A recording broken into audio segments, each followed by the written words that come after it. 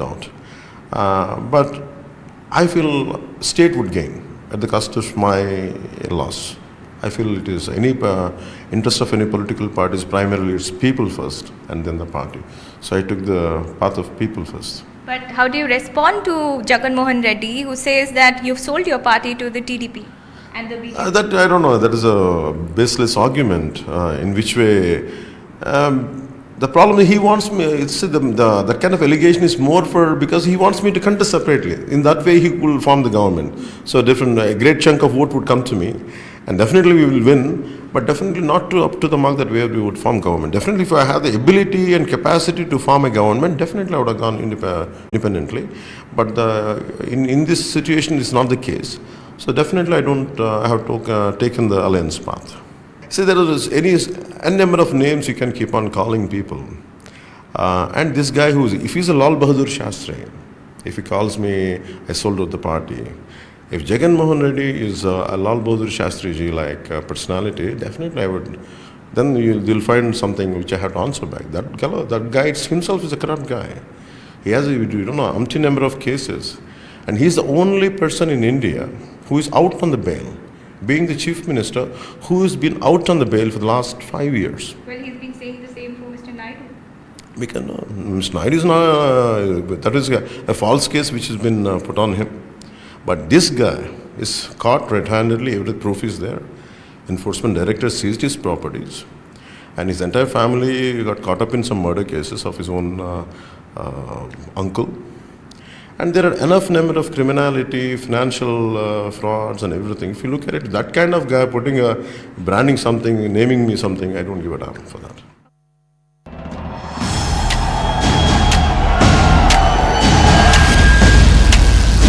Election fever is gripping Tamil Nadu. Maharashtra is going to polls in 5 phases. Crowds are building for the Prime Minister's rally.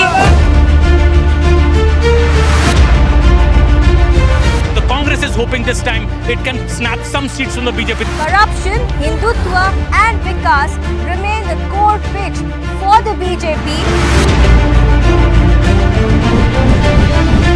One of the important factors of this election will be the return of statehood. The guarantees of Prime Minister Narendra Modi is resonating with people. Amid this controversy, we are seeing that Rahul Gandhi has arrived at Wayanad.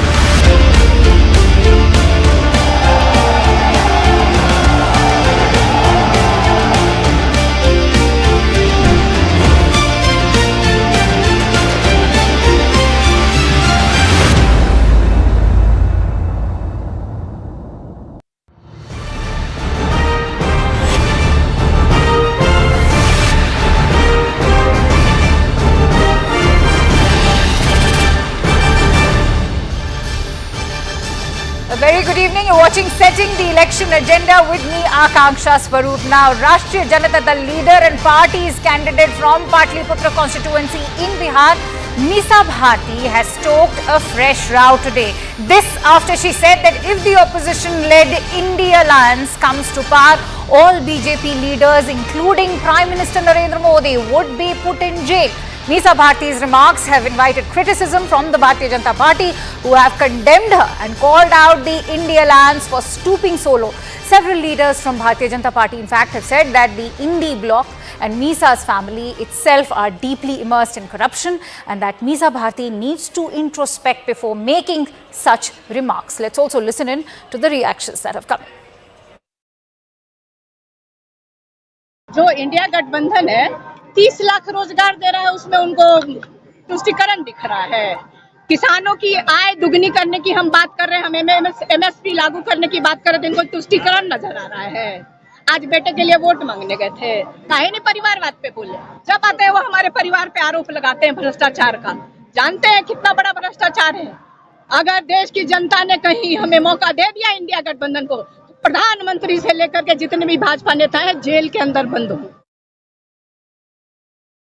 अभी मीसा भारती ने अभी का ये इतने frustrated हो गए हैं, आप बोलते हो मोदी मोदी मोदी और ये मोदी जी को गाली देते रहते हैं। ऐसे को मीसा भारती बोलती है मैं चुनाव के बाद जेल में भेजूं। ऐसा फ्रस्ट्रेशन, ऐसा निराशा, ऐसी निराशा। लालू सेहत के कारण बेल पर है कि नहीं है, चारा घोटाले में इन्वॉल्व है कि नहीं है, और लोगों से मीसा भारती पर अंजाम है कि नहीं है, जो खुद बेल पर हो, जिनसे खुद पूछताछ हो रही हो, वो आज मोदी जी को गाली दे रहे हैं। वो कह रही कि जब हम सत्ता में आएंगे, उनको पहला सवाल ये पूछिए आपको क्या लगता है 2029 तक तो तय है, 2029 के बाद क्या होगा उस हमारे देखेंगे। बाकी आपके जो स्कैम्स हैं, क्या थे भाई, वो फॉर्डर स्कैम था, पता नहीं कौन से, वो सड़कें बनी थी, वो कागज पे ही बन गई, जब देखा वो जमीन पे उतरी नहीं, सड़क हवा में रह गई और वो पेपर पे हो गई और पता नहीं क्या क्या घोटाला हो गया उसके बाद। All right, for more perspective on this, let's quickly go across to Arun Nahata, who's currently live with us on the newscast. Arun, perhaps the most pungent attack that we've seen come in is from the BJP National President, Mr. JP Nada, who said that those out on bail need not talk about jailing the Prime Minister. And having said that, how is this now backfiring for RJD, especially, which is a party known for corruption? Well, see, Akanksha, we have seen in the past that whenever Prime Minister Modi has been targeted by the opposition parties, BJP ensured that the matter has been taken to its logical conclusion. Logical conclusion, when I say, means the matter reaches to the masses. And in fact, in 2014, when Prime Minister Modi was tagged with Chai Wala by Manishankar Iyer, we saw the campaign which BJP started, and in fact, it boomeranged for the Congress party. And then in 2019, the slogan was Chaukidar Chor hai BJP used that every BJP leader, in fact, using this slogan Chaukidar Chor hai DP on their social media profiles. And now we are seeing back-to-back statements like this. First we heard Supriya Srine targeting Kangana Ranaut, and then Randeep Surjewala, and now we have seen Misa Bharti taking on to Prime Minister Modi, saying that if they will form the government in 2024, they will put Prime Minister Modi behind the bars. And in fact, BJP chief JP Nada hitting back at Misa Bharti and saying, look, who's talking? Those people who are involved in fodder scam, who are behind the bars in all these matters, they are preaching us, they are targeting Prime Minister Modi. And in fact, not only JP Nada, we have seen flurry of statements coming from BJP leaders targeting Lalu Prasad Yadav and Misa Bharti for statement, and also, of course, opposition parties who have been speaking on the similar lines. So BJP would ensure that such statements are taken to the people, because ultimately it is the people of this country who is going to cast their votes, and therefore BJP is really taking out this matter to the voters of the country and saying this is the thought process and the mentality of these opposition leaders against the Prime Minister of the country. Absolutely, and that's a very interesting point that you've made, because when we talk about flipping the narrative, BJP seems to have mastered that art, because we've already seen days ago when Lalu Yadav made that comment about what will the Prime Minister know about family because he has none, and how Prime Minister in fact milked it to his advantage by saying that, it is the entire country which is my parivar, and so that parivarwad jibe also totally backfired for this entire party. And we seem to be witnessing now a repeat telecast of sorts when Misa Bharti has made this comment. Well, that's right, and you rightly mentioned this, Prime Minister Modi's continuous target by the opposition parties, and in fact, we are seeing that how every BJP leader, starting from Karyakarta to the top-ranked leader of Bharatiya Janata Party, using that "Main bhi Modi ka parivar hu" on social media platforms. So that is, of course, is a messaging by every BJP cadre that they are well behind Prime Minister Modi, and whosoever is targeting Prime Minister Modi, they will be taken to the task by. All right, we'll try and reconnect with Arun, but as Arun was highlighting that there's been a flurry of reactions pouring in, and while the opposition is still in a huddle in terms of how to react to this entire controversy, we've certainly seen top leaders from the Bharatiya Janata Party, in fact, react very sharply against those comments by Misa Bharti. Let's also listen in to the political reactions that have come in. क्या हो गया मीसा भारती को? शर्मिंदगी की पराकाष्ठा है। जिनके पिताजी चारा घोटाले में कन्विक्टेड हैं, जिनका परिवार नौकरी के बदले घूस लेने और भ्रष्टाचार में कार्रवाई चल रही है, वो मोदी जी ऐसे देवता तुल्य ईमानदार नेता पर इस तरह की शर्मनाक बात करेंगे? प्रधानमंत्री पद पर बैठे हुए हैं ना वो। मीसा जी कृपया करके इस तरह की अमर्यादित टिप्पणी न करें। और आपको लगता है कि इससे मोदी जी या भाजपा के लोग डर जाएंगे तो भूल जाइए आप। Alright, I'm also joined in by Mr. Shakti Singh Yadav of the RJD on the phone line. शक्ति जी, अभी आपने सुना रविशंकर प्रसाद का क्या कहना था। वो बात तो यही कही जा रही है, छोटा मुंह बड़ी बात, करप्शन के चार्जेस आपकी पार्टी के खिलाफ रहे हैं और आप प्राइम मिनिस्टर को जेल करने की बातें करते हैं। इस देश में कानून से बड़ा तो कोई हो नहीं सकता। कानून से न ऊपर कोई है, न कानून की पकड़ से कोई बाहर है। कोई भी किसी पद का धारक, सत्ता प्रस्थान से जुड़े हुए लोग ही क्यों न हो, कोई हो, अगर वो अपने पदों पर रह करके संवैधानिक संस्थाओं का, कानून का लगातार अगर धज्जियां उड़ाएगी और एक संस्थागत भ्रष्टाचार को मूर्त रूप देगी, एक खेल होगा इस देश में लगभग 10,000 करोड़ का। और वैसे लोग, जिन लोगों पर नोटिस होने के बाद वो लोग बॉन्ड के रूप में परिणत करते हैं, उन खातों को सशक्त करते हैं जो किसी पार्टी का है, तो स्वाभाविक है कि जो लोग इस तरह के करेंगे तो कानून तो अपना काम करेगा ही ना। शक्ति यादव, आपने बहुत ही अच्छी बात कही। आप कानून के काम करने की बात कर रहे हैं, आप संविधान के सम्मान की बात कर रहे हैं। उसी संविधान के सम्मान के तौर पे मैं ये बात उठाना चाहूंगी कि ईडी ने ही चार्जशीट में मीसा भारती का नाम डाला था, उनकी बहन का नाम डाला था, उनकी माताजी राबड़ी देवी का भी नाम डाला गया था। तो अब आप कहेंगे ये संविधान का सम्मान नहीं है, और क्या अगर वो बीजेपी ज्वाइन कर लेंगे तो लैंड फॉर जॉब स्कैम खत्म कर दिया जाएगा? देखिए, पूरे इस देश में एक उदाहरण नहीं है, चाहे वो बंगाल का मामला हो, असम का मामला हो, महाराष्ट्र का मामला। भ्रष्टाचार के बड़े आरोप जिन पे लगे, लगभग 800 करोड़ से अधिक का भ्रष्टाचार पर जिन पर आरोप लगा करके अब लगातार थकते नहीं थे भ्रष्टाचारी कहने से, उन पर सीबीआई की केसें बंद हो जाती है।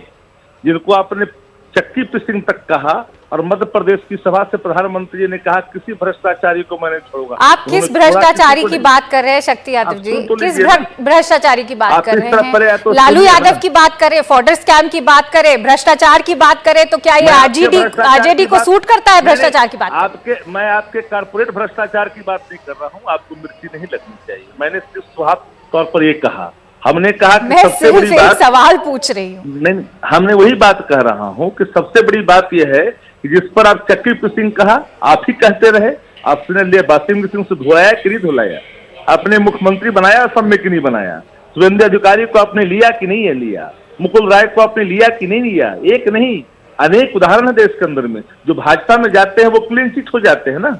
तो सवाल है कि संविधान और कानून की धज्जियां अगर कोई लगातार अपने पदों का दुरुपयोग करके उड़ाता रहेगा तो एक न एक दिन तो कानून का सामना करना ही पड़ता है ऐसे लोगों को। जी, आपने बहुत सारे पॉइंट्स बनाए आपने। मैं आपसे अनुरोध करूंगी कृपया हमारे साथ बने रहें, क्योंकि रेणु देवी भी हमें फोन पे ज्वाइन कर रही हैं इस time.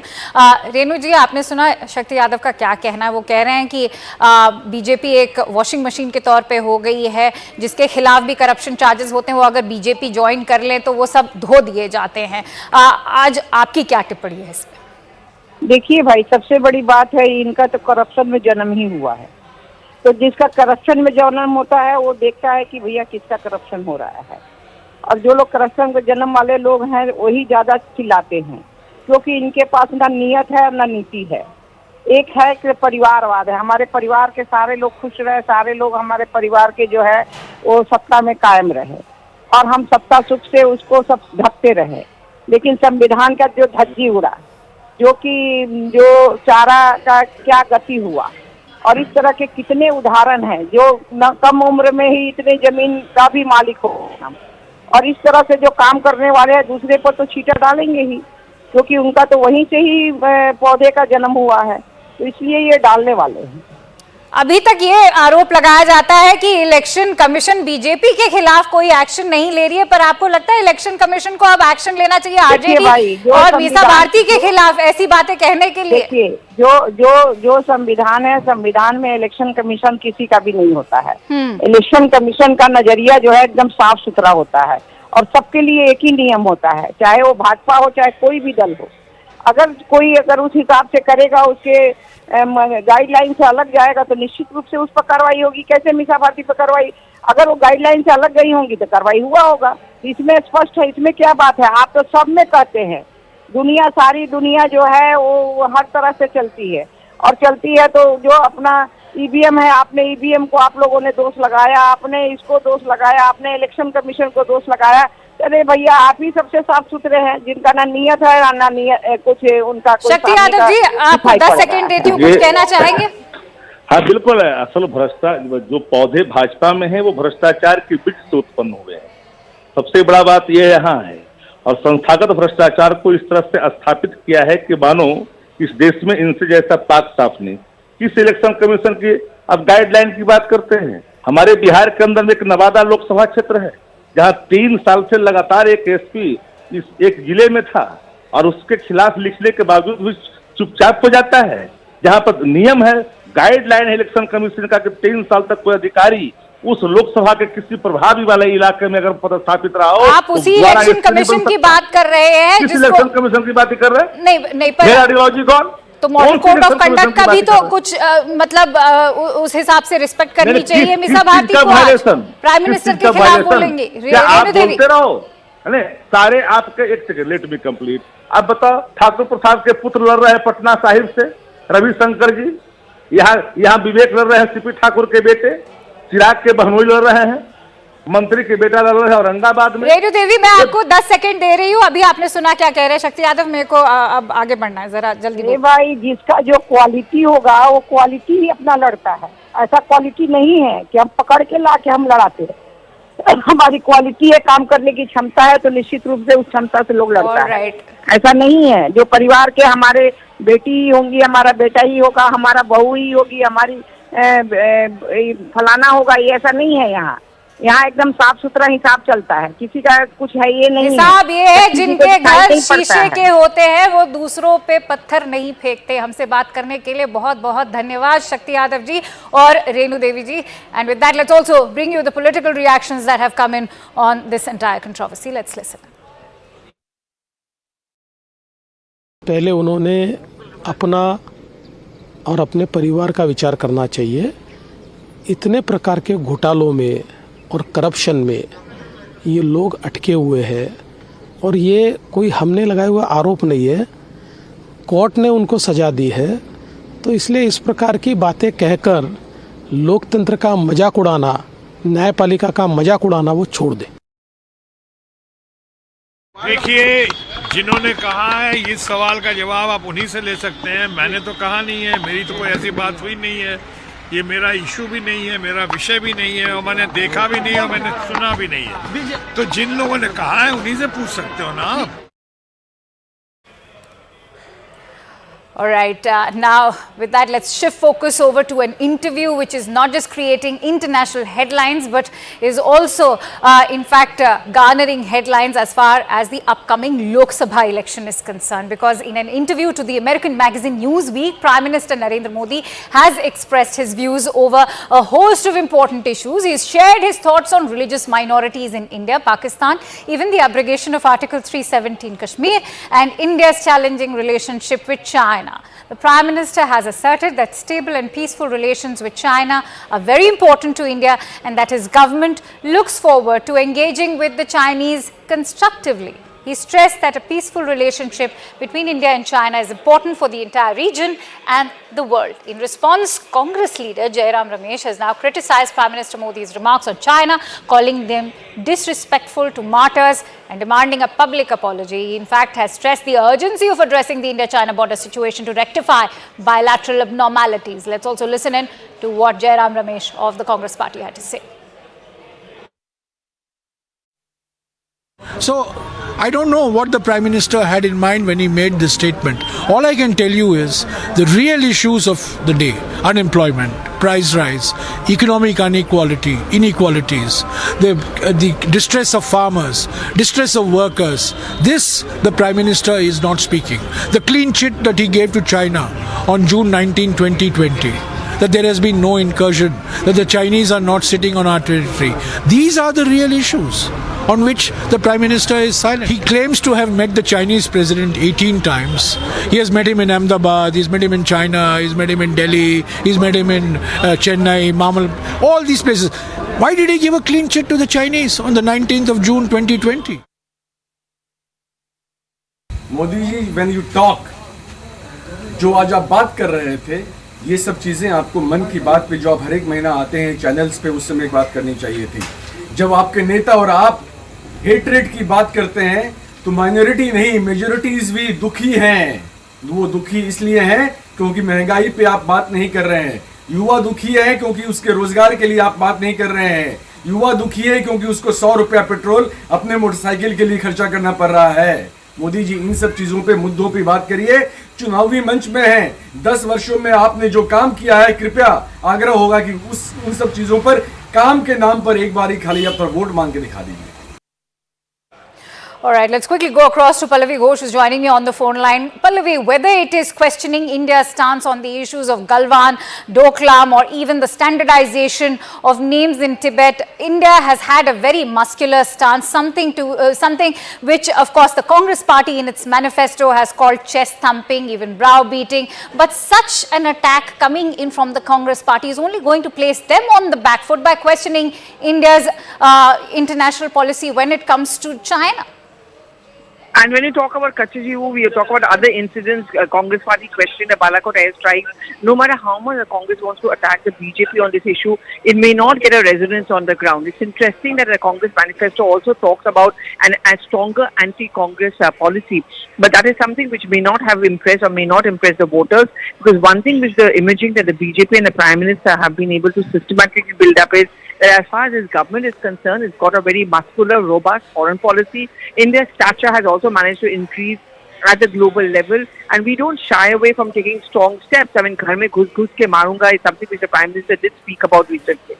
Absolutely. And what's very interesting is how the Prime Minister has countered the attack with regards to democracy, because of late we've seen a host of international publications, whether it's the New York Times, Washington Post, even the BBC, talk about how democracy in India has been endangered, especially with regards to the arrest of the Delhi CM. The Prime Minister has very much put that into perspective today with that interview to a magazine like Newsweek, which has only spoken to the Indian Prime Minister, and in fact the second only Indian Prime Minister to have spoken to or given an interview to Newsweek. And put on the cover, and in the cover, of course, calls him unstoppable. And of course, the point which is being raised over here is, and the main pitch of this government always has been and is also for this election, is that we follow the rules, that we have to fight against corruption because it's public's money, and it's also the poor people whose money have been snatched away. And if a narrative is being built up that this is being done for political witch hunts and that some political parties are being targeted, then so be it. And despite that criticism he has been facing, the PM has never budged on the point that I'm not going to stop from the investigative agencies from doing their job, and whatever investigation has to take place will continue to take place. All right, many thanks to you, Pallavi, for putting that entire story into perspective for us. And with that, it's time to slip into a quick break. We'll be back with more on the upcoming Lok Sabha election. Stay tuned.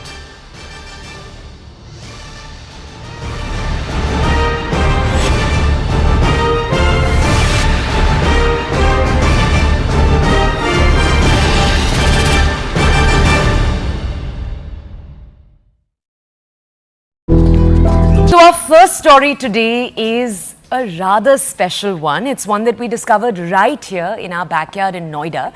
Just a few minutes away from our studios is a special little school where you have hundreds of students who are going to be receiving education. This is students with lesser access. Each batch is about 40 students large. They make the yummiest meals from scratch. Just close your eyes. Imagine balushai, chow mein, fluffy bread rolls. अरे hold on Toya, stop getting carried away by the food. खबर क्या है ये भी तो बता दे अपने viewers को. It's not just the food, of course. These students are taught how to envision new business models from scratch. Right from ideation to execution, this little academy finds eager students, it trains them, and then it places them into employment. So it's an end-to-end program. So we're super excited to get to know how so many young people were getting this kind of training so they could essentially be entirely self-reliant in just a span of a few months, sometimes 3, sometimes 4, based on the course. It led us to take a deep dive as we discovered the kind of efforts that we've been seeing going on in the field of skill development across the country over the last few years. That's right, and it's much needed, no? Because India, there are about 808 million youth, young people below the age of 35, and data suggests that only about 5% of them are formally trained. What that means is that you sometimes have even graduates who aren't prepared for how competitive the job market really is.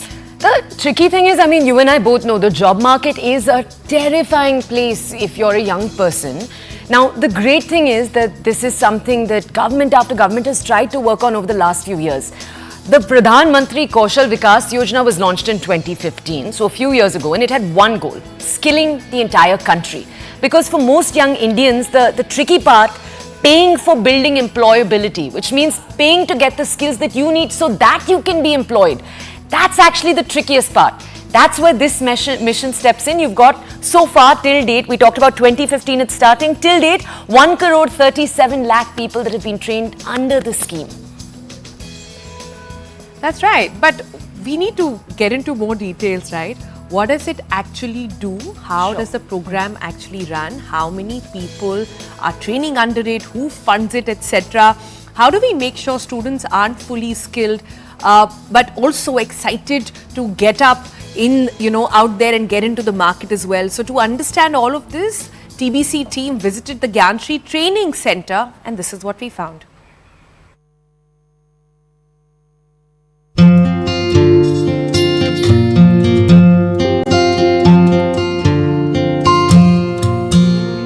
Hello, we're here not at an empty restaurant. We're actually at this very, very cool initiative started within a school in Noida. This is the Gyanshri School, and this is the Skill Training Academy. Right here, those who have lesser access are trained in a variety of skills. It's a whole world of different behind-the-scenes skills, front-of-the-scenes skills that will equip them better for facing the world. And they even leave with an employment opportunity in hand. This is the Skill Academy, built on the premises of the Gyanshri School in Noida, in partnership with Haldiram's. The largest portion of the academy is devoted to imparting culinary skills to those who are lesser privileged. So everything from all the intricacies involved in making delicious barfi to the 8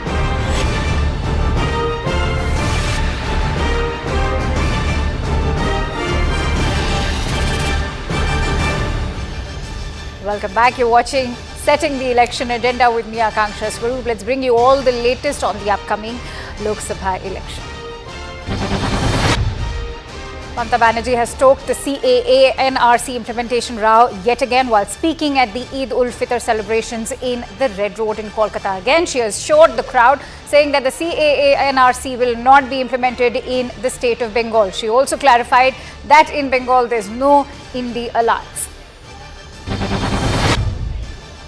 In response to CPI Kerala's intimidation tactics during the campaign, BJP's V. Muralidharan has asserted that he will not be intimidated. He also stated that CPM's tactics show their concern over BJP's overwhelming response in Kerala. Muralidharan has also added that Kerala, especially Attingal, has spoken against the Communist Party's politics of violence model and is determined to reject it.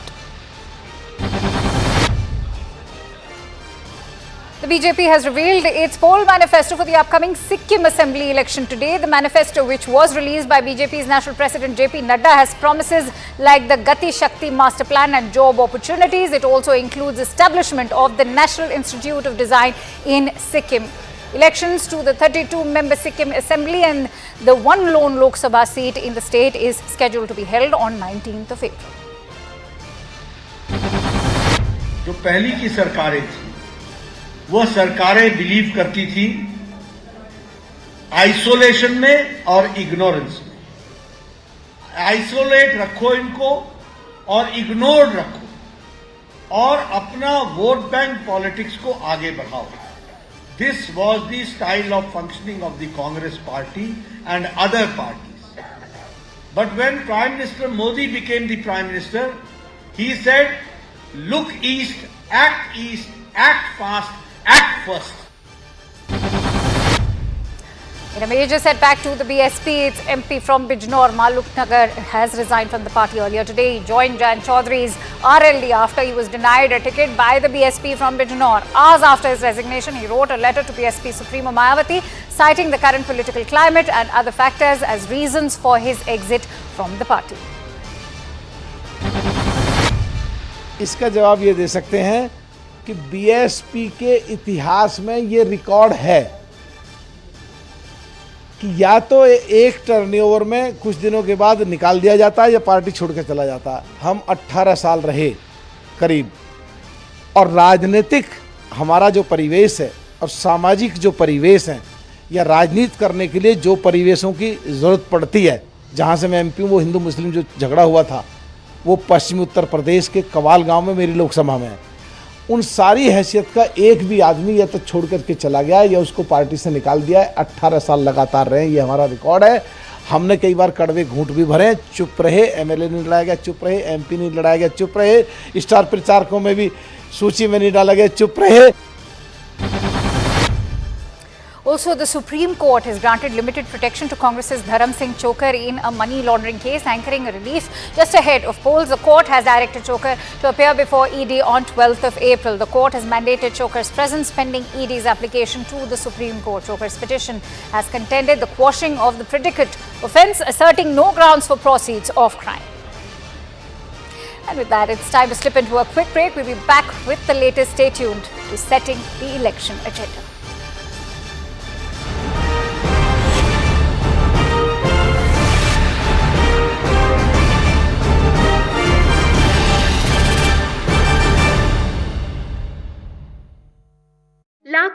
So our first story today is a rather special one. It's one that we discovered right here in our backyard in Noida.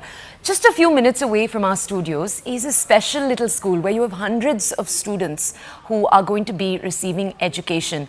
This is students with lesser access. Each batch is about 40 students large. They make the yummiest meals from scratch. Just close your eyes. Imagine balushai, chow mein, fluffy bread rolls.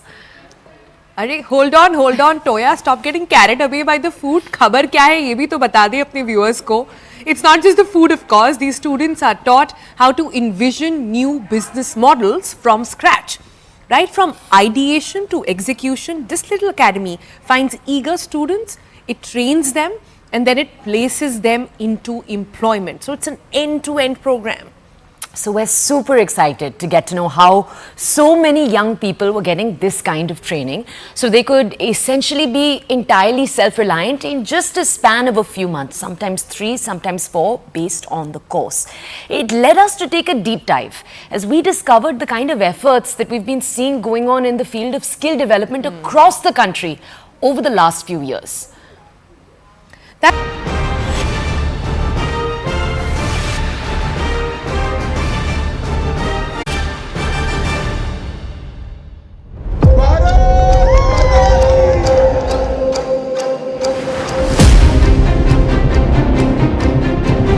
Karnataka की जनता मोदी जी को तीसरी बार प्रधानमंत्री देखना चाहती है. தோல்வி அதிகமானதுனால அவன் திருப்பி தமிழ்நாட்டுக்கு வந்துட்டு இருப்பாரு. So BJP was so confident of getting 300 or 400 seats. Why would they want to break the opposition, take Congress leader? India has not been able to do a rally. Vote appeal नहीं कर पा रहे, candidate नहीं तय आप कर पा रहे. लोग पूरी तरह से आश्वस्त हैं कि भारतीय जनता पार्टी को 370 सीटों पर विजय मिलेगी. He was asked क्या अमेठी से आप चुनाव लड़ेंगे? Is the party want him to contest? The answer is yes. The people of Tamil Nadu want to strengthen Modi ji's hand when Modi ji is going to come back with 400 plus. We are doing very well and it could be a 40-40, that is 39 plus quantity.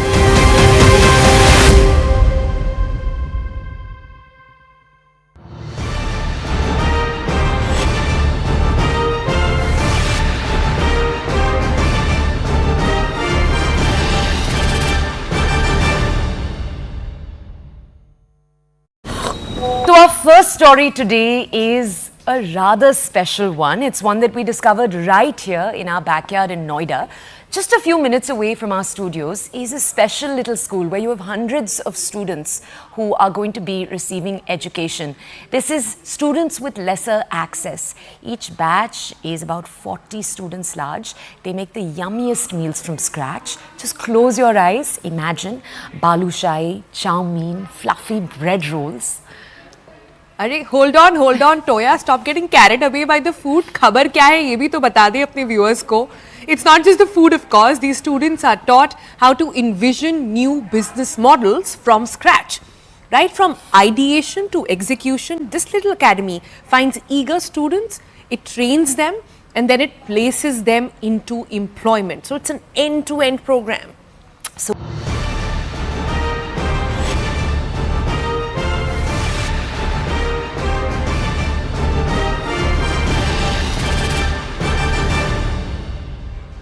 Welcome back. Now today a big development has happened as we see the political climate heating up day by day. Former Congress spokesperson Rohan Gupta has joined the Bharatiya Janata Party. In fact, Mr. Gupta is also joining us live on CNN News 18 at the moment. Many thanks to you, Mr. Gupta, for joining in. First of all, let's have it straight from the horse's mouth. What were your woes with the Congress party? See, as I have told, from the time the gentleman who has Ram in his name, I won't name him, but from the time he took over as in charge for the Congress communication department, I can say humiliation on personal side also, and on a side of party's narrative also, in terms of whether it is disrespecting Sanatan, whether we were told that we should not say anything against statement of DMK leader, that is there. Forming alliance, representing Aam Aadmi Party, the same party whom we have attacked for Khalistan Association, the same party against which Congress party has done press conferences, excise case. So you see, this becomes unnatural, Two central ideas of India, that is in Congress being central party, and second, Congress being nationalist party. These are the two core narratives. People like us who have given 15 years to the party. When parties deviate, I am there only. But the party has deviated from the core ideology of respecting Sanatan. Party has deviated from the core ideology of respecting nationalism. What do you expect more? And same kind of people who have not fought even a single election, they are sitting in AC campaign and just deciding the Congress narrative. The same leaders, they are attacking industrialists, where they are doing MOUs in the state government, and at AICC level, they are attacking it. The same leaders, they are supporting OPS at state level and central level, they are not supporting. The same leaders who know that the party have won elections where EVM is used in last two elections, 2004 and 2000, now they are questioning EVM. The same leaders, why so much of young leaders, they have left party. You cannot always tell that it is because of any lalach or dar. There is something called Atma Samman, self-respect. And that's why people like us who have represented party. So it is not by choice, it is by compulsion, ma'am. And I took 20 days to take this.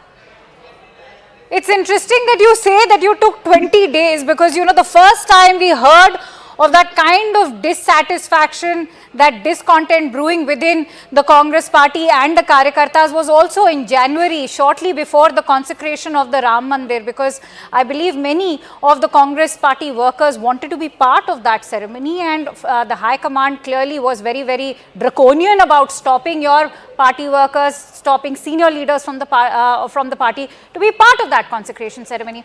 Did you see today, in fact, did you sort of foresee such a situation where you wanted to join the Bharatiya Janata Party at a time when all this was already in the making right since January?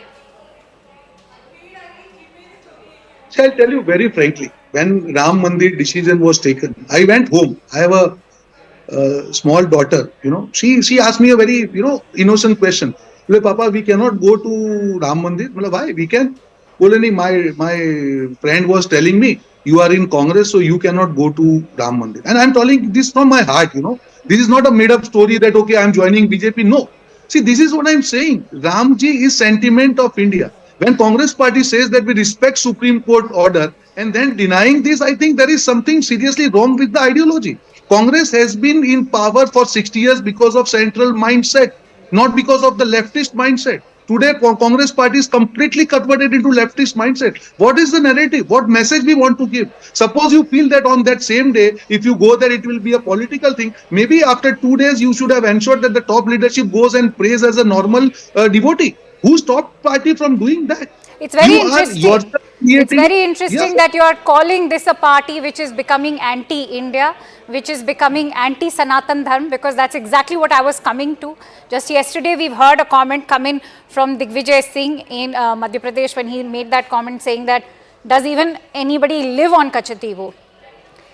What does it speak? What does it speak when Kachativu is not just a matter of national security or international policy for India? It's also a common man's issue. We know how much it means to the local fishermen community of Tamil Nadu.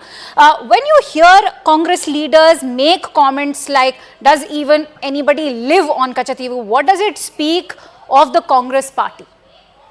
See, that's what I'm saying. Even an inch of land, even if somebody doesn't say so, you mean to see that somebody takes away that, that's fine. I think this is the mindset. This is my problem. You know, this extreme leftist mindset, you are not emotionally connected with the ground issues. You are not connected with the emotions of the people. That is what is killing. Why so many youth leaders have left Congress party? You tell me. Because there is a suffocation inside that the leaders who have enjoyed power for so many years, they are not understanding the grassroots feedback. As a spokesperson, when we go to ground, we communicate this feedback to the party. This is the sentiment. And if they are not able to convert that sentiment into narrative, because they have enjoyed power for 60 years, and then they have not seen the struggle what we have seen. I have been in party for 15 years. I have never seen power. I have always struggled, but still we wanted that as a spokesperson, let us communicate the grassroots feedback. But they are not bothered. They are in their own world. It's very interesting you're talking about that grassroots feedback, which is why I want to ask you, how do you put into perspective the phenomena of so many Congress leaders, in fact, jump ship to the BJP, especially in the state of Punjab? See, that's what I'm saying. It's not about state of Punjab or anybody. See, at the end of the day, we are all citizens of this country. We are all people who have social circle. We are all people who have friend circles. We are all people who are, we get feedback from the ground. The simple question they ask, that you people are defending party on all the issues. Don't you feel your leadership who is deciding this narrative, they don't understand the sentiment of the people? How can you ignore sentiments of the people? It's not about BJP. Bhagwan Ram is not about any party. It is about the root of the India. How can you take such stand? How can you ally with somebody like Mr. Arvind Kejriwal, who has ensured that at the cost of Congress party, he has always flourished? You are allowing him space. After these elections over, mark my word, the biggest damage to the Congress party will be through Arvind Kejriwal. And still you are deciding. You are killing the hard work of the party workers in each and every state. In the seat sharing also across India, you see what this Congress party has done. This is not the way. Do you think it is now working against the Congress party to be allying with extreme problematic parties like the Aam Aadmi party, which of course was, as we all know, was a party that started as an anti-corruption party, is now battling its own charges. Life has come a full circle for them. Not to forget, you're also seeing a tri-cornered contest with parties like the CPM in Kerala. Is this now sort of also posing questions about the unity within India Alliance itself? See, I'll tell you one basic thing, Akanksha. According to me, whatever are your central technology for whatever political gain. This is my understanding for last 15 years. And that is why I have taken decision. It might sound that I have left Congress party and I have done. No, I have been on my ideology of nationalism. I have been on my ideology of Sanatan. Because Congress party is going away from that, which I tried for last 2 years, I could not help. I am a small worker. So my conscience don't Before allow I me let you to go, compromise Rohan with Gupta, my it's very interesting that you've talked about sticking to the nationalist ideology, and today itself we've seen Congress's Priyank Khadge also launched that attack against Prime Minister's interview to Newsweek, where he's questioned India's policy towards China, and in fact he said that India is not doing enough to sort of regain territory, and how Doklam happened. He's also attacked our stance with regards to Kalwan.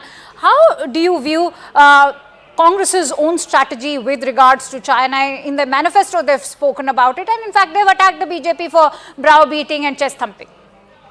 See, Akanksha, you need to understand one thing. When there is a contradiction in your narrative, people will not trust even you are saying right or wrong. They are not bothered. They will not take your things seriously. That is what is happening slowly and gradually, because there is a strong contradiction. Whether it is nationalism, there is a contradiction. You are allying with CPI, you are allying with Aam Aadmi Party, you are allying with Mehbooba Mufti, whom you have accused for anti-India activities. So what kind of nationalism you are talking about? Right. You are talking about caste census now. When your government was there, you could not implement it. How can you make it a central issue? And other side, a party like BJP, they are showing you the vision. India has changed. It is becoming now urban India, which has aspiration of making India a world leader. You have to talk about how we will use our waterways. We have to talk about Gagana, we have to talk about new opportunities. You have to talk about the solar power and all these things. Where are those issues? Where is the India forward? I cannot drive my car looking at the rear glass. I have to drive my car looking at front glass. I have to drive my car looking at front glass. I don't see that vision because of the leftist approach of leader. I will not blame the top leadership, but they have given the party's command of deciding narrative to these kind of people. Many thanks they to are you, doing Mr. damage. Gupta, for joining in with your precious insights. He is wishing you the very best for your new innings with the Bharatiya Janata Party. And with that, it's time to slip into a quick break. We'll be back with more breaking inputs. Stay with Setting the Agenda.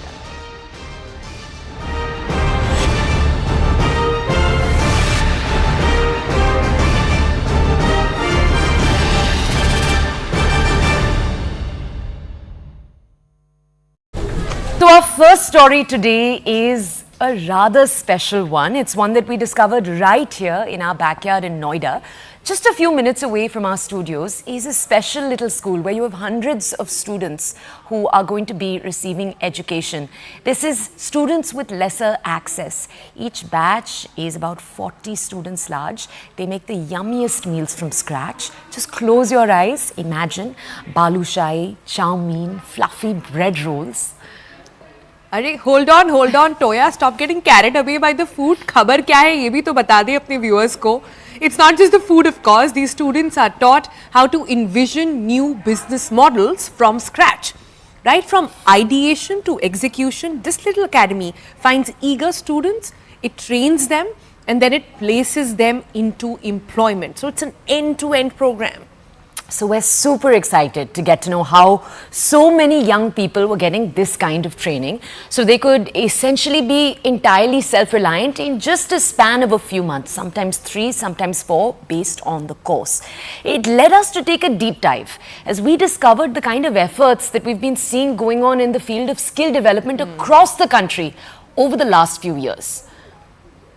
That's right, and it's much needed, no? Because India, there are about 808 million youth, young people below the age of 35, and data suggests that only about 5% of them are formally trained. What that means is that you sometimes have even graduates who aren't prepared for how competitive the job market really is. The tricky thing is, I mean, you and I both know the job market is a terrifying place if you're a young person. Now, the great thing is that this is something that government after Pradhan Mantri Kaushal Vikas Yojana was launched in 2015, so a few years ago, and it had one goal, skilling the entire country. Because for most young Indians, the tricky part, paying for building employability, which means paying to get the skills that you need so that you can be employed. That's actually the trickiest part. That's where this mission steps in. You've got so far till date, we talked about 2015 it's starting, till date 1,37 lakh people that have been trained under the scheme. That's right, but we need to get into more details, right? What does it actually do? How does the program actually run? How many people are training under it? Who funds it, etc.? How do we make sure students aren't fully skilled but also excited to get up?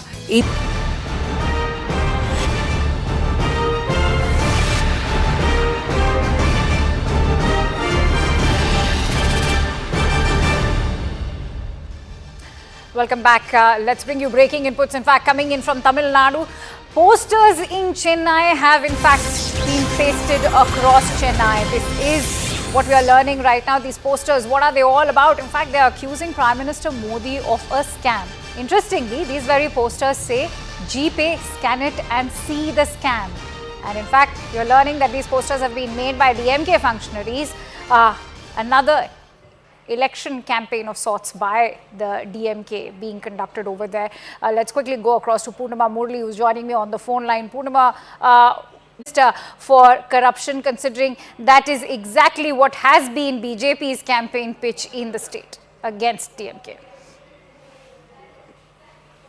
Absolutely, and just 7 days to go for Tamil Nadu to go to polls, and what is worse is only escalating. Both the BJP and the DMK are training guns against each other. Now, the DMK functionaries using BJP's Digital India pitch have stuck posters across the city, especially in Chennai, where it says that you can scan through this Google Pay and then you can watch the scam unfold, and have released targeting the BJP at a time when the BJP, especially during his visits to Tamil Nadu, calls the DMK a dynast and a corrupt party. Now the BJP is hitting out saying that it's not, it's the BJP that's corrupt. So clearly corruption being one of the narratives set by the BJP against the DMK. Now the DMK is using the same narrative to train guns against the BJP. So clearly interesting battle this time in Tamil Nadu.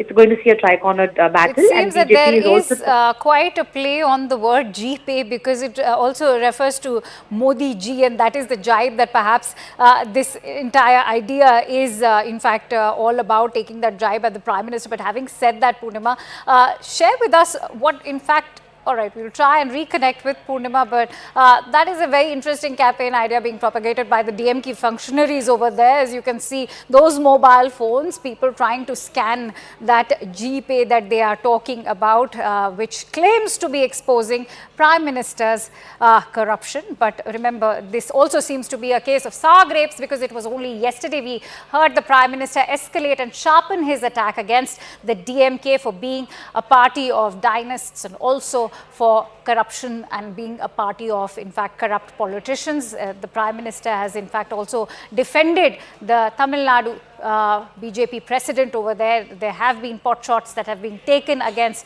the BJP president of Tamil Nadu. We've heard how Annamalai has also been referred to as a joker, but right now it's rather ironical that the DMK should be accusing the Prime Minister of corruption. Purnima is back with us.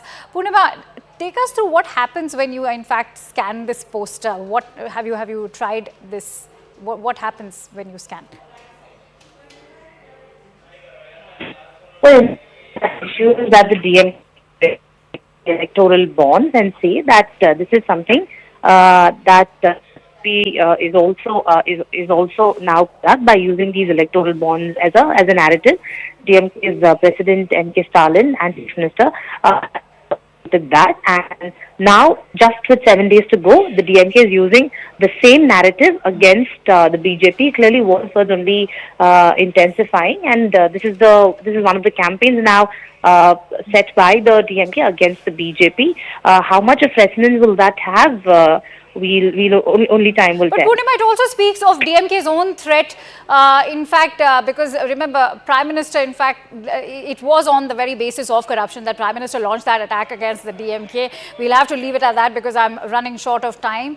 Many thanks to you, Purnima, for bringing in all those inputs. And with that, let's now shift focus over to other election-related stories. Saharanpur is a political pendulum between SP, the BJP and BSP, with shifting alliance dynamics set to influence votes. And with a substantial Muslim voter base of nearly 6.8 lakhs, Saharanpur is now holding the key to electoral intrigue. Which way will the votes go? Let's bring you a ground report by Aman Sharma of CNN News 18.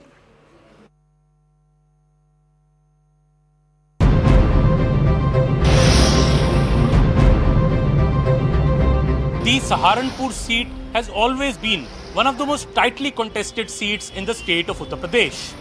This is a seat which has oscillated between the Bahujan Samaj Party, the BJP and the Samajwadi Party for the last 2 decades. In 2014, the BJP was able to win this seat with Raghav Lakhanpal, who became the MP from Saharanpur.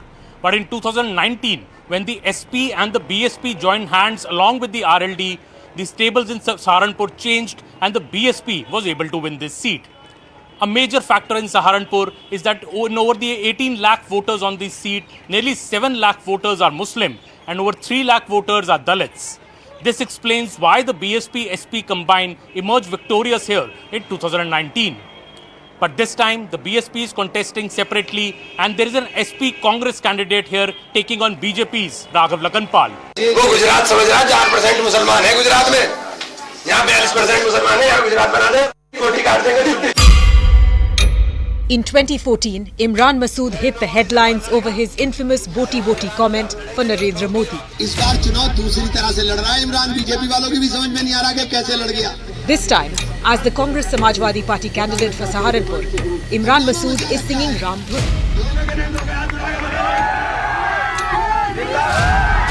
उसके अंदर इतना दम है कि वो लड़ सके।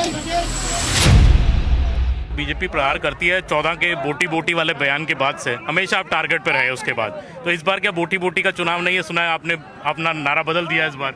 इस बार रोटी रोटी का चुनाव है साहब, देश के अंदर रोटी की दिक्कत है, रोजी की दिक्कत है। इस बार चुनाव रोजी रोटी का है और रोजी रोटी के ऊपर ही बात करें। इधर उधर की बीजेपी के अंदर यही तो बात है कि हम बात करेंगे नौजवान की, वो बात करेंगे पाकिस्तान की।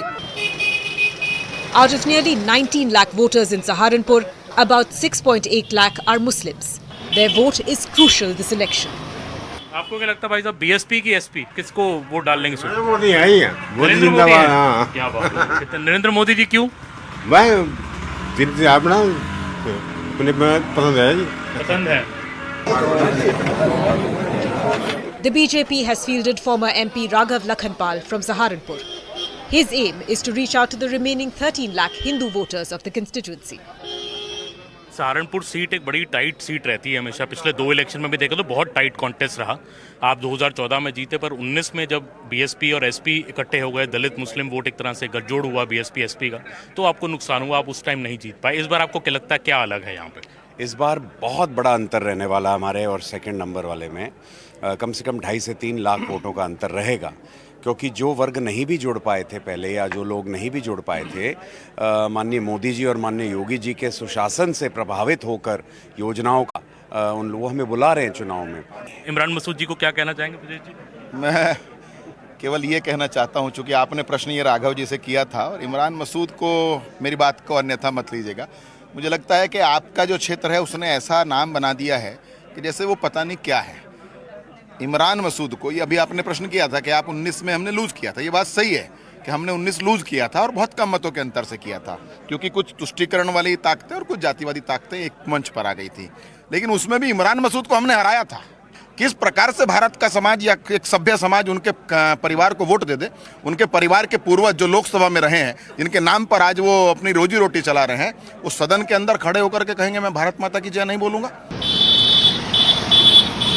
Saharanpur is known for close contests and has oscillated between the SP, BJP and BSP for the last 2 decades.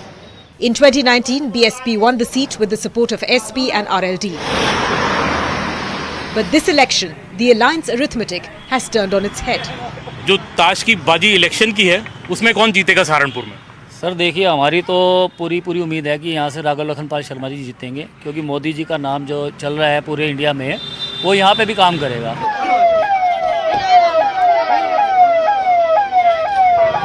तो सहारनपुर में इस बार जो सीट है भाई साहब, बीएसपी के भी माजिद अली जी लड़ रहे हैं, मुस्लिम कैंडिडेट हैं, कांग्रेस एसपी के इमरान मसूद जी लड़ रहे हैं, तो मुस्लिम वोट क्या बढ़ नहीं जाएगा यहाँ पे?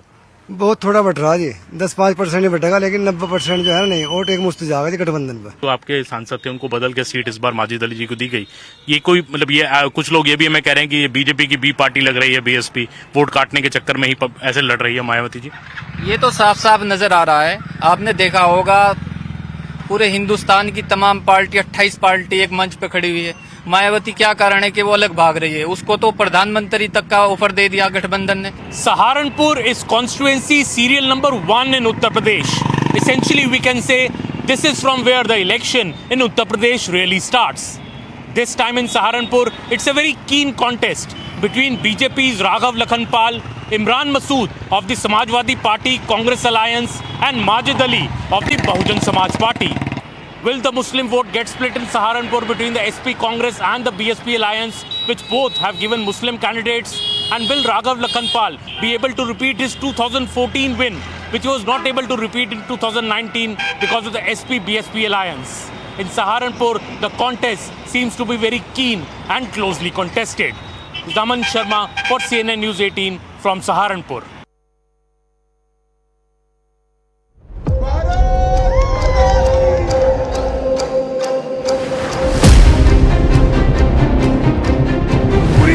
कर्नाटक की जनता मोदी तीसरी बार प्रधानमंत्री देखना चाहती है. தோல்வி அதிகமானதுனால தான் அவன் திருப்பி தமிழ்நாடு பார்த்துட்டு இருப்பாரு. The BJP was so confident of getting 300 or 400 seats. Why would they want to break the opposition, take Congress leader? India has not been able to do a rally. Vote appeal नहीं कर पा रहे, candidate नहीं तय कर पा रहे. लोग पूरी तरह से आश्वस्त हैं कि भारतीय जनता पार्टी को 370 सीटों पर विजय मिलेगी. He was asked क्या अमेठी से आप चुनाव लड़ेंगे? Is the party want him to contest? Answer is yes. People of Tamil Nadu want to strengthen Modi ji and when Modi ji is going to come back with 400 plus. We are doing very well and it could be a 40-40, that is 39 plus Pondi.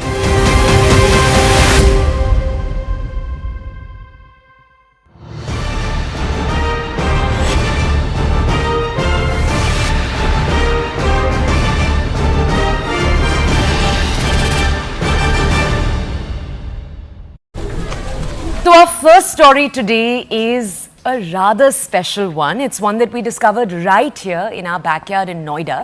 Just a few minutes away from our studios is a special little school where you have hundreds of students who are going to be receiving education. This is students with lesser access. Each batch is about 40 students large. They make the yummiest meals from scratch. Just close your eyes. Imagine balushai, chow mein, fluffy bread rolls. अरे hold on Toya, stop getting carried away by the food. खबर क्या है ये भी तो बता दे अपने viewers को. It's not just the food of course. These students are taught how to envision new business models from scratch. Right from ideation to execution, this little academy finds eager students, it trains them and then it places them into employment. So it's an end-to-end program. So we're super excited to get to know how so many young people were getting this kind of training so they could essentially be entirely self-reliant in just a span of a few months, sometimes 3, sometimes 4, based on the course. It led us to take a deep dive as we discovered the kind of efforts that we've been seeing going on in the field of skill.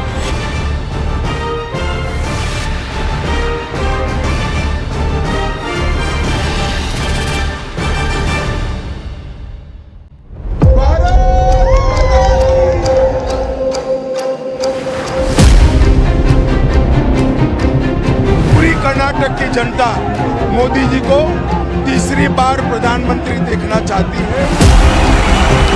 தோல்வி அதிகமானதுனால தான் அவன் திருப்பி தமிழ்நாடு பார்த்துட்டு இருப்பாரு. The BJP was so confident of getting 300 or 400 seats.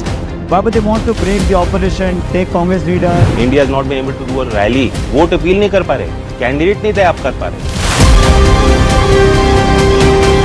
लोग पूरी तरह से आश्वस्त हैं कि भारतीय जनता पार्टी को 370 सीटों पर विजय मिलेगी. He was asked क्या अमेठी से आप चुनाव लड़ेंगे?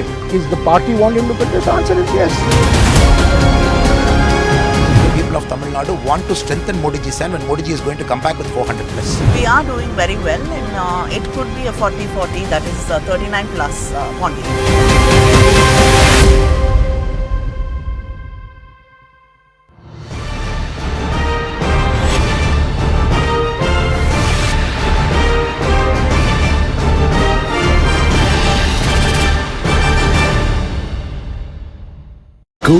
So our first story today is a rather special one. It's one that we discovered right here in our backyard in Noida. Just a few minutes away from our studios is a special little school where you have hundreds of students who are going to be receiving education. This is students with lesser access.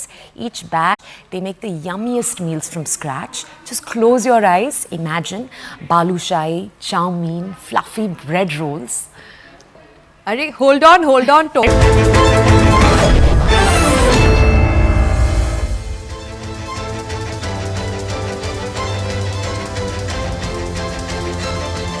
Welcome everyone. Thanks a lot for staying with us. You're watching Plain Speak with me, Shivani Gupta.